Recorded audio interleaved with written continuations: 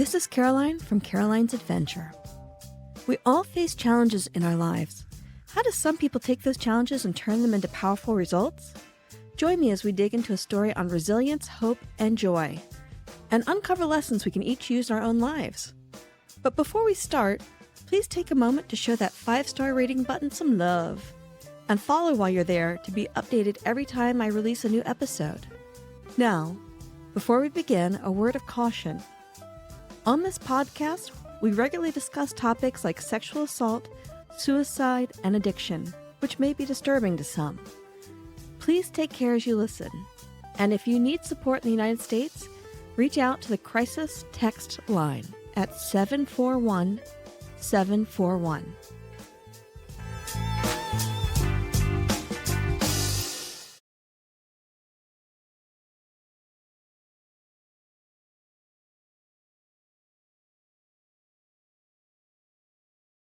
Today we are joined by Jermaine Ee. And Jermaine's got one of those really cool stories where he took a huge personal challenge and turned it into an opportunity to help others. So tell us a little bit about you. Thanks for having me. You're welcome. I am Jermaine. I'm from LA, born and raised there. I like to introduce myself first as a brother and a son. I think those are the two identities that I love being the most. I am really just like a big brother. That's what I was born to do. Hopefully soon, a father and husband. The story kind of got handed to me because my mom and I were really close. We talk about a lot of things, and among that is what is enough in life. And that was a conversation that triggered what I'm building today. I'll take you back about January of last year. My mom and I and my dad were sitting in our favorite Thai restaurant. It's a routine for us. We work in the same co-working space together. So we go to lunch together, and the conversation of retirement came up. I asked them, when do you guys want to retire? Because as far as I know, you've earned the last dollar that you need in your life. So if you keep working, you're just really working for me, because when you go, it's just going to go to me, right? At least 1/4 of it. There's 3 siblings. So what I realized from that conversation was this insight that my mom had this anxiety around running out of money before she dies. And this anxiety came from a place where she didn't really know how does what she have translate to the rest of her life.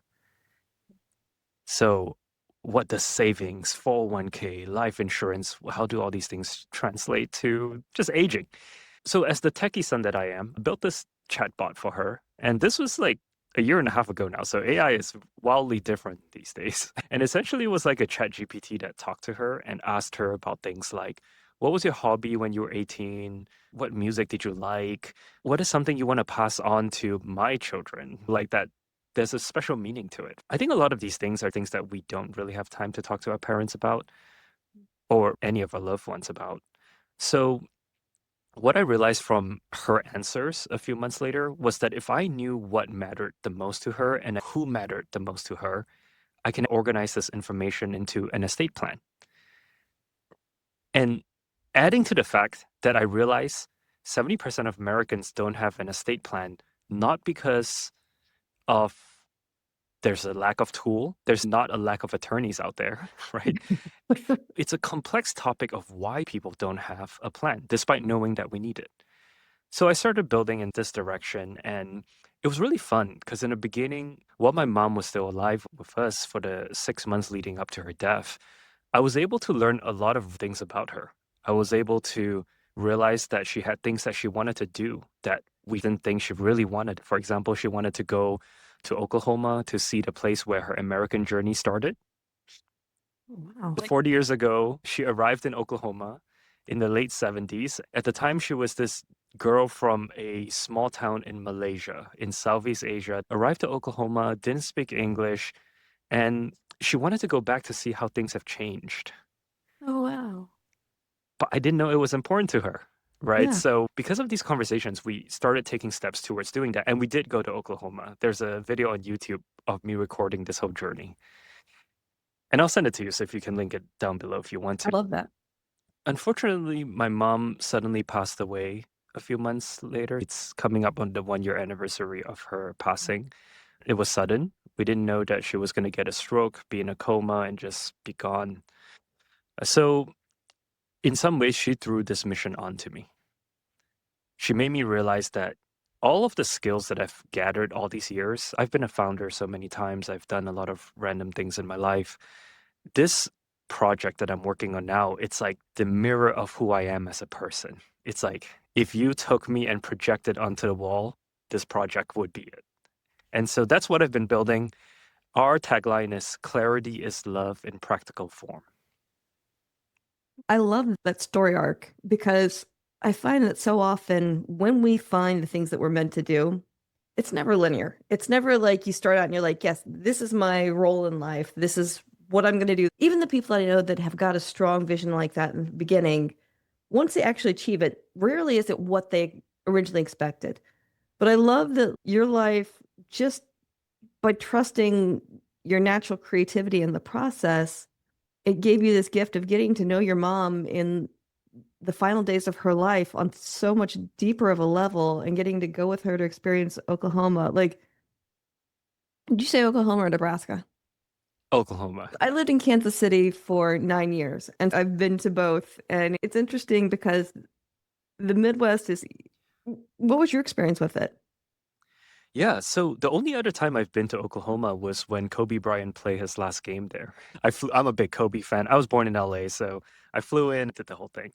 We went back, funny enough, my brother was living in Columbia, Missouri at the time. Oh, no way. Yeah, so we flew in, my parents and I, we went to visit my little brother, and we drove from Missouri to Kansas City down to OKC. And it was seeing it through her eyes was completely Yeah. different. You know, we spent the first day driving around trying to identify where they used to live because the homes were not there anymore. And 40 years ago, they lived in the cheapest apartment they can find. So can you imagine, like, the homes are not there anymore. Oklahoma is so like, in OKC, it's so sprawling that trying to, there's not a lot of visible landmarks where you're like, yes, okay, this mountain is where we started from. Wow.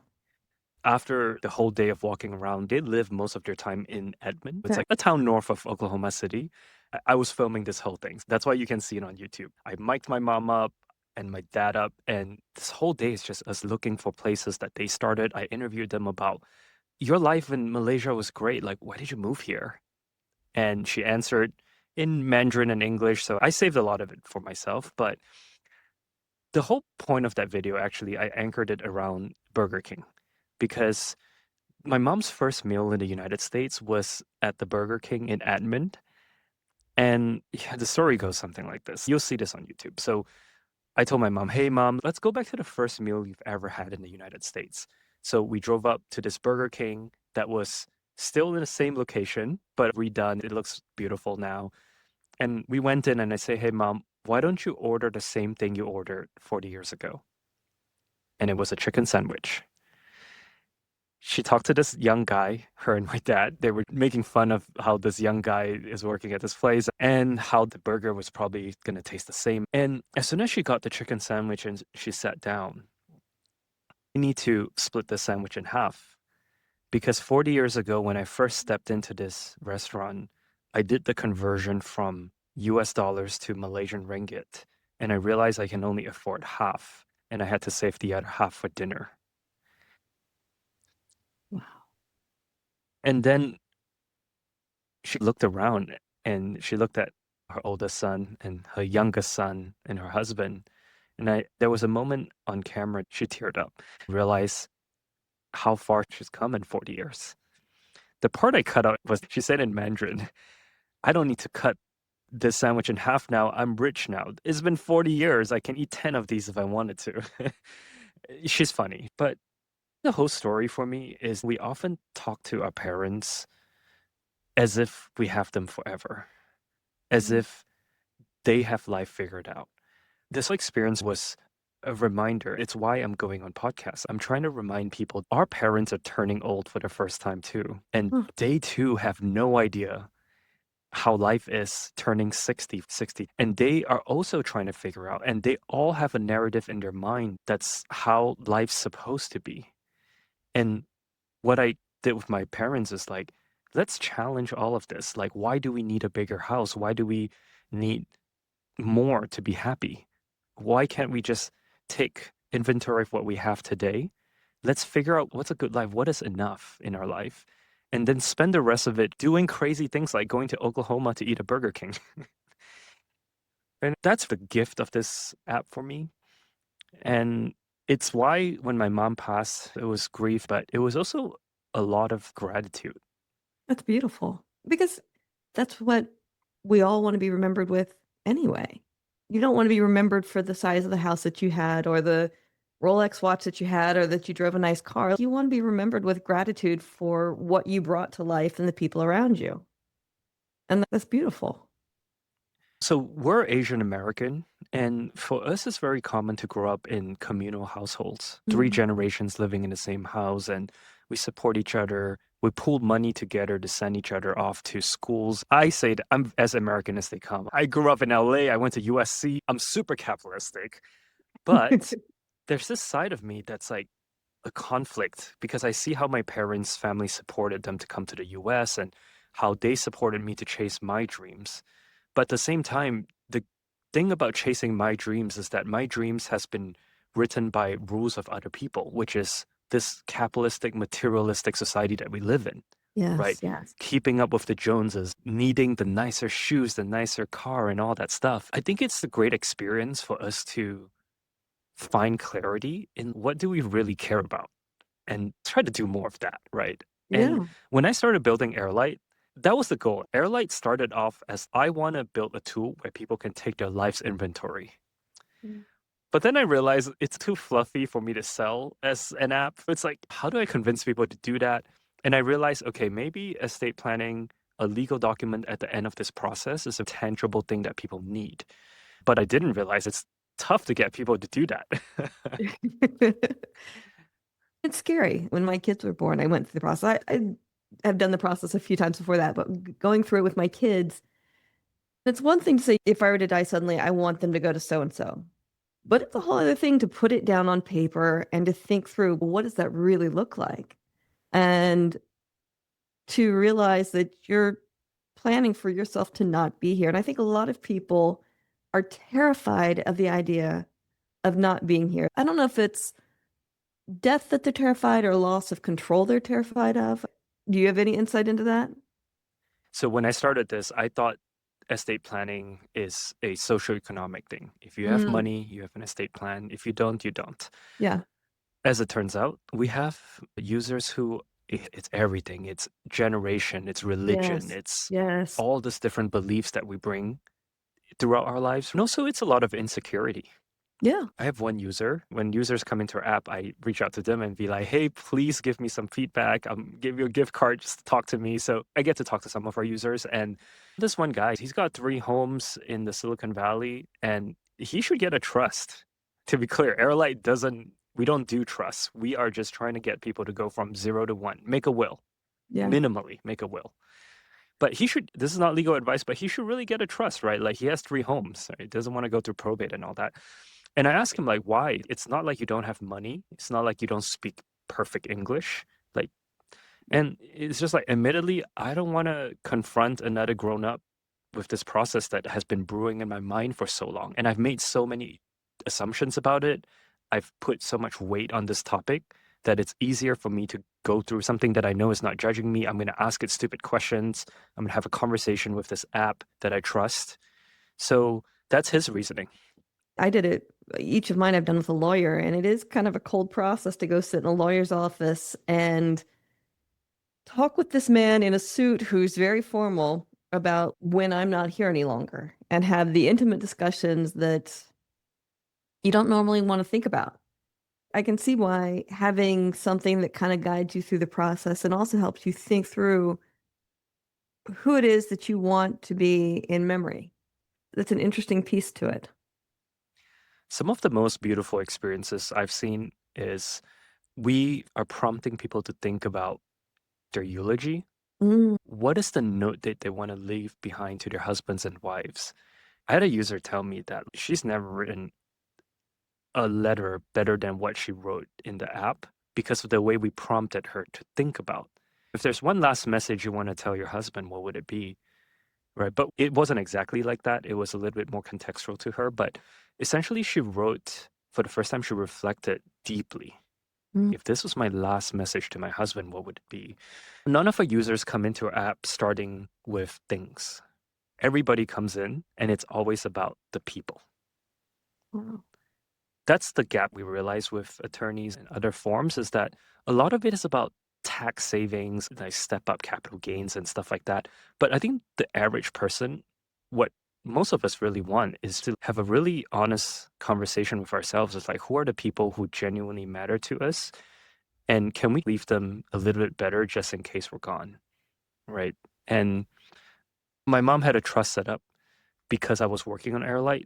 She passed overseas. We were on a traveling trip actually in Austria. And then even with those things, it was still super overwhelming. Yeah. I can't imagine having to deal with this without guidance and clear instructions. Yeah. I'm super motivated to try to solve this difficult human thing of the avoidance of these topics. Yeah. I think what you're doing, as we alluded to earlier before recording, is we just don't know when the story's going to hit somebody, right? So we keep going. And it is part of what drew me to podcasting. We were talking earlier about the fact that I'm not really a natural podcaster. I don't know that I even love podcasting. I don't love podcasting. What I do love is the stories. And I love hearing the stories, but I love being able to share the stories. So the mechanics of podcasting, the technical difficulty, I hate that. I loathe that. If there was an easier way to get the stories out there, I would be all about it. But I feel that we as a society are so much more connected than we realize. We're so much more alike than we realize. And we tend to think of ourselves as this autonomous soul that's completely different from anything else or anyone else out there. And then every single time I sit down and do one of these, I realize how universal the human experience is and the concerns. And it's beautiful that you're giving people a platform to preserve that. You had me thinking about my own father's passing, and something that I talk about very openly is that I grew up in abuse. Any way that you can abuse a child, my parents did. When I was 12, my father had a motorcycle accident and he ended up with a severe head injury. And it completely changed who he was as a person. It took away the human parts of him. Even though he had always been a very violent, very cruel person, he'd always had that facade of humanity over it. And then after his accident, he became the cruel piece. And I was very curious to see how I would feel when he passed. And I grieved much harder than I expected to. And then a few years ago, I found a recording that was done when I was a child of him and I talking. And it was weird because it helped me remember sides of him that I didn't remember. After his accident, it brought the harder parts of him clearly into focus that I had forgotten about the human side of him. And it was oddly healing, having grown up with abuse and to have this lens that I had viewed him through, and then to go back and see this video from before the accident and see who he was as a person and remember, oh, there was nuance there. There was a relationship there. It wasn't just all these pieces. I think that ended up being more healing than I expected. I needed that. I needed to know that, yes, there was all this bad, but there was also good. There was love there. Your story kind of, in a weird way, triggered me down that path because I was like, I wonder what he would have put in a listing out the things that he valued. I wonder what he would have put. I wish I had gotten to know him more as a person. He wasn't someone that I wanted to know as a father, but because he is still part of who I am, I'm curious who he was as a person. I wonder what he valued. I have theories, but I don't really know. And like you said, your mother's trip to Oklahoma, you had no idea that that would be something that would resonate so deeply with her. And so I wonder how often we get so tied up in our assumptions that my family knows who I am, they know what I'm about. We have an open discussion. I wonder how many parts of ourselves our family doesn't even realize exist until we sit down and do something like this, where we work through the process and document it.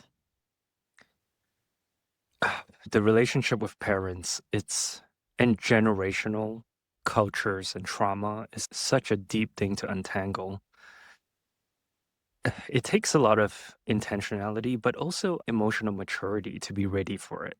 I had been journaling on this topic. I would do better with my mom. I don't have a lot of regrets with her. But one thing that I realized, my mom and I, we took one day, just the two of us. We went to see the windmills outside of Amsterdam, traveling. And we're just talking the whole time.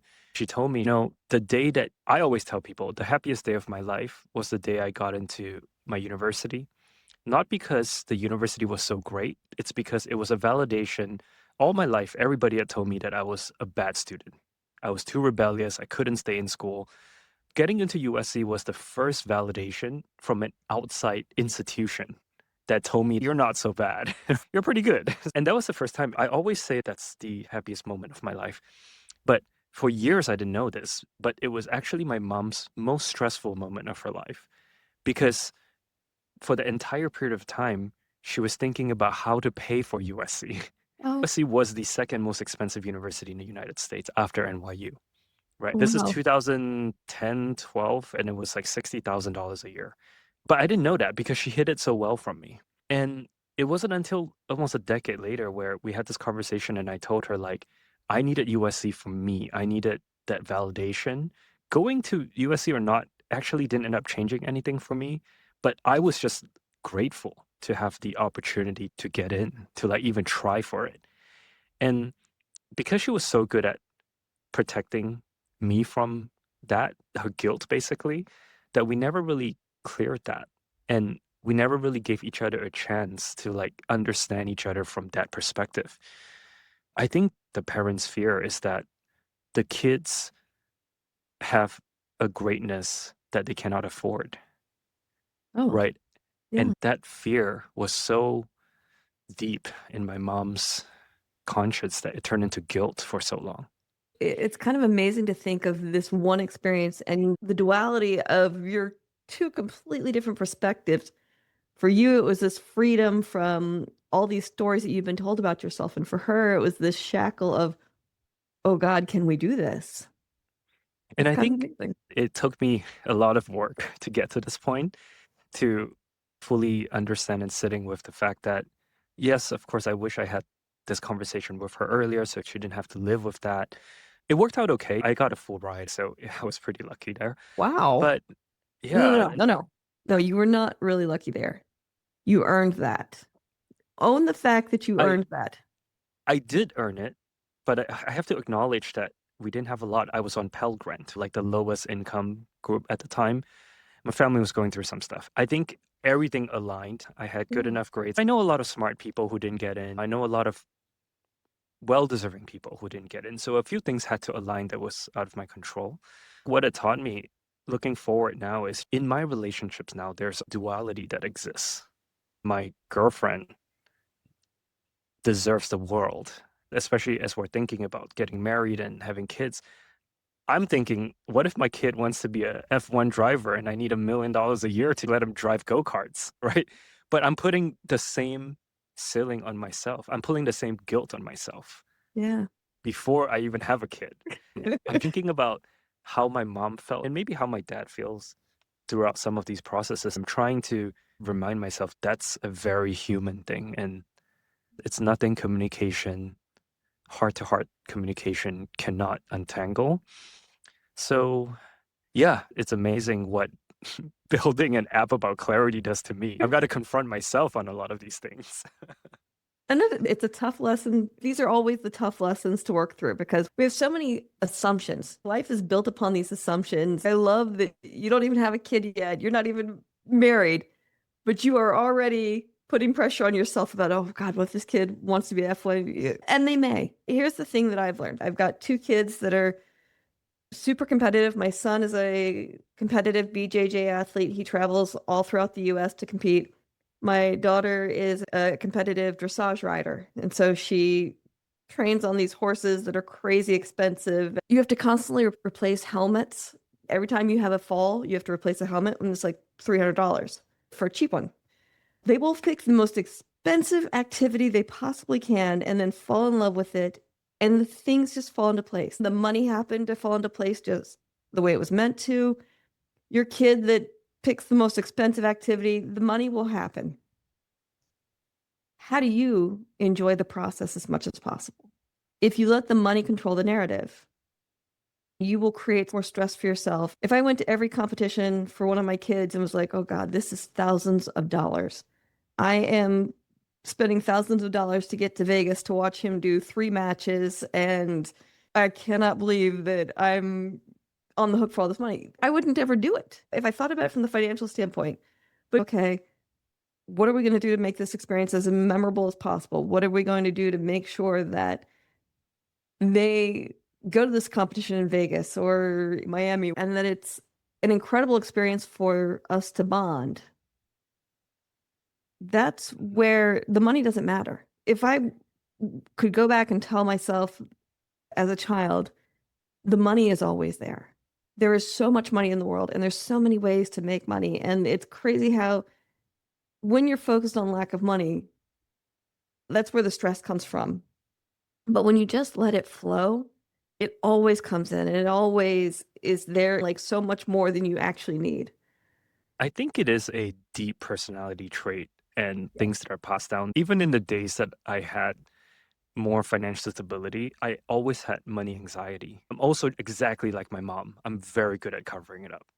Like Uh, nobody around me would know. I came from abject poverty. My parents were abusive and neglectful. I was born in a one-room, 100-year-old log cabin so far back on the Mississippi-Alabama line that they don't even know which state I was technically born in.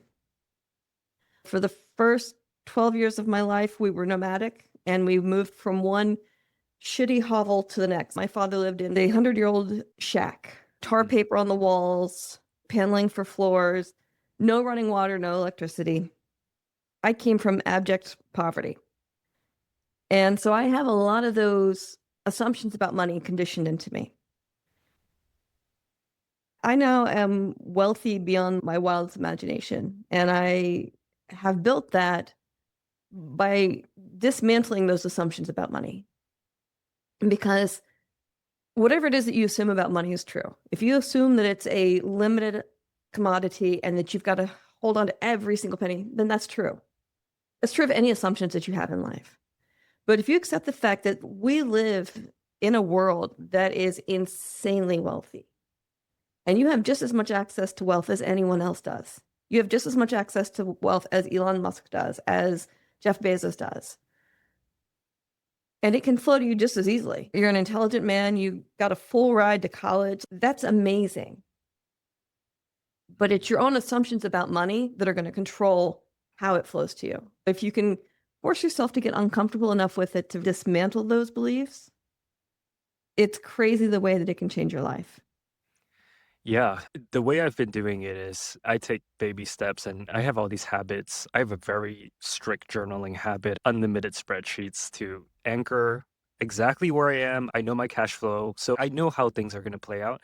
But I also have a European partner she doesn't think of everything in the terms of materialism. She's more like, let's go sit in nature and hang out kind of girl. We met sitting on a panel talking about humanitarian aid to Ukrainian refugees. We were both on Wow. stage. So Wow. I think the universe brought her to me to remind me that life is just life. Like you gotta enjoy it and play. The first time I went to Ukraine to visit her family 3 years ago during the war, but the war is still going, unfortunately. I asked her, do Ukrainians always dress so good? Because everyone in this restaurant is dressed to the nines and wearing nice jewelry. And she's like, yes, Ukrainians are always well dressed, but since the full scale invasion of their country, her mom, for example, or even her aunt and friends, they used to have these necklaces that they save for special occasions. But every day is a special occasion. I love We don't realize that we all have problems. We have blue skies in Pasadena where my office is. And sometimes I'm calling her and she's back home to visit her family. And she's like, oh, yeah, 42 ballistic missiles were flooded against my city last night. And one of them made it through and bombed the building. And I'm like, my user acquisition funnel on Meta, it's not working. That's okay. Man, that That's okay. sucks. It's hard.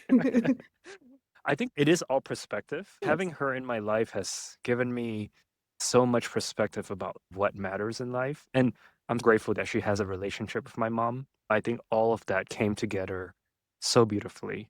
Here's the thing about life. So my handle on social media is Caroline's Adventure. And I started social media. I right after having an accident of my own, I mentioned how my father had a motorcycle accident, and I had lived in perpetual fear of having a head injury of my own because he lost huge chunks of his memory. And then I was at a street festival. I was pushing my son, he was 8 months old, in a stroller, and an elderly driver somehow got onto a closed street and just mowed right into me. I was on the edge of the crowd, and luckily she hit me before she hit the entire crowd, but it did a huge amount of damage.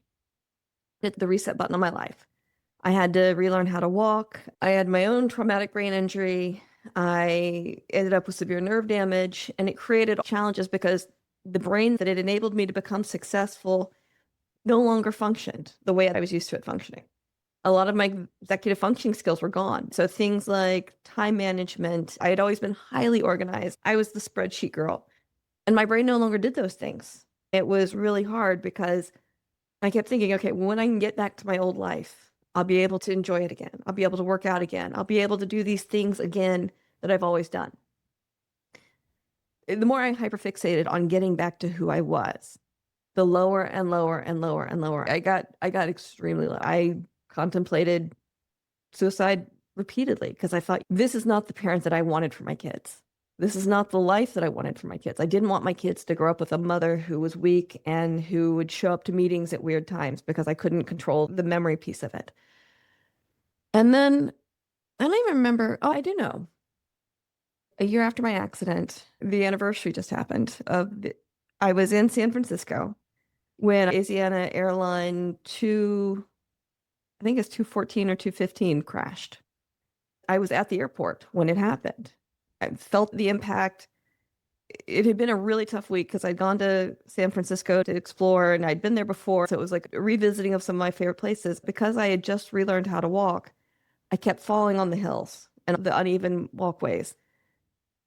I was so upset about it because I was like, God, this is my life. I love to travel. Is this my life where I'm not going to be able to do the things I love to do because I fall so often?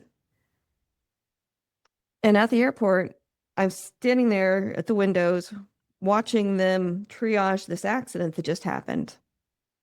And I realized, holy shit, through some strange fluke, these people are dying and I'm not. Like, if the plane had been just a couple of degrees off, it could have landed on the building. Or if they had gotten on a different flight, they may not have even been on that flight. Life is so tenuous that you never know when your moment is done. And it made me realize that I was fixated on what I had lost, that I wasn't thinking about the things that I still had. And so I created Caroline's Adventure as a way to daily track my adventure in life.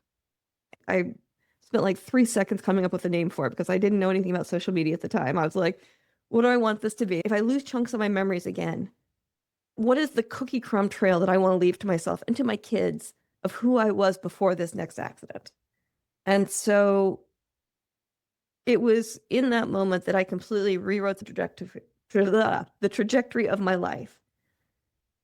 And that's kind of what I love about what your program does, is that it gives people that moment to sit and remember, life is so finite. And if you hide from the reality of that, you're not going to live it to its fullest. You can't control the finite aspect of life. But if instead you look at it and you think, okay, what does my adventure look like? What is my story that I want to tell? What is it that's important to me? And how do I leave people those cookie crumb trails so they know me well enough that once I'm gone, they can look back at my memory and be like, oh, you know what? Here's who she was. Here's what she valued. Here's what needs to go forward from her. I think that's a beautiful tool that you're giving people access to do that same kind of introspection with the people that matter to them. I think what you're doing is such a gift to yourself right now, but definitely to your kids. I always ask people, they say, "Oh, why do you journal so much?" And the answer I always give them is, I would love to know what my dad was thinking the moment he got on that plane to fly to the US. Wow. Just Yeah. 19 years old, full of dreams, Mhm. uncertain. I talked about my mom a lot. He started at the funeral home of Oklahoma State University as a janitor, Wow.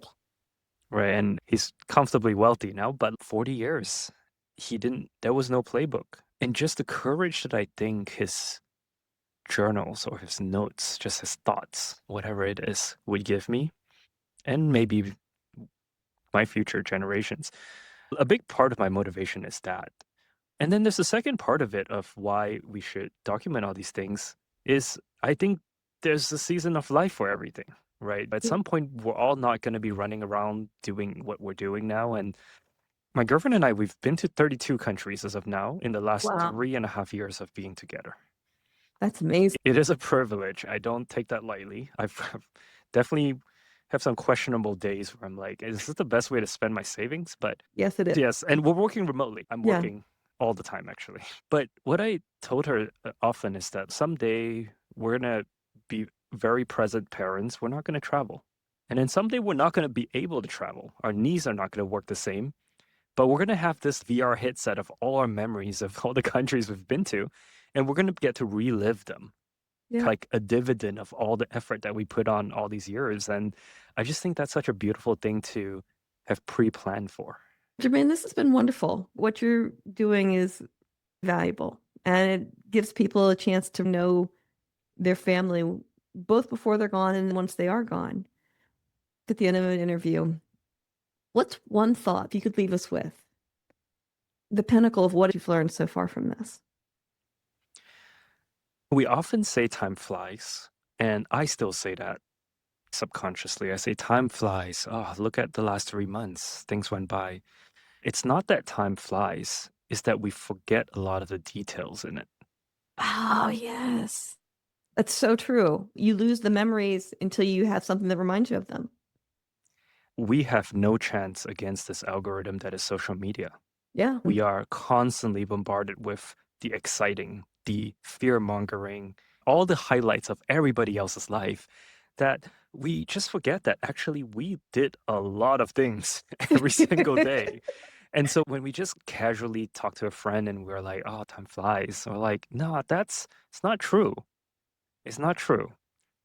So if I were to leave someone with a notice that take a look at your calendar or your bank account, it's even better. And circle the few things that made you feel happy when you see it. Oh, I like that. Do more of that. Yeah.